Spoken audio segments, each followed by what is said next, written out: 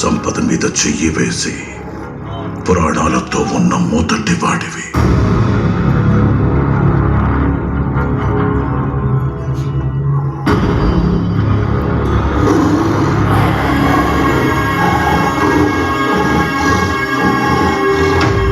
వీరమల్లు, గోల్కొండ సొత్తుని ఇప్పటికి ఎన్నిసార్లు చోరీ చేసి ఉంటావు? పెద్దగా లెక్క పెట్టలేదు. మా సొత్తు దోచుకుని జనానికి పంచి పెడుతున్నావంట. అసలు అది ప్రజల సొత్తేగా.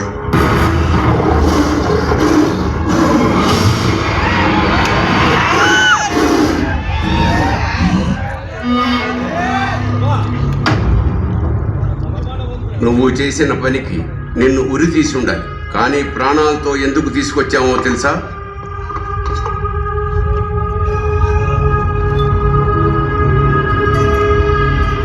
ఇది నీ ప్రాణం నిలిపిన అపురూపమైన వజ్రం. మీ పురాణాలు చెప్పిన శమంతకమణికి సమానమైనది కొండంత వెలుగు, 180 రాటేల కోహినూర్. అది గాజురాయి కదా సుల్తాన్. అది నకిలీ అని తెలుస్తూ ఉంది.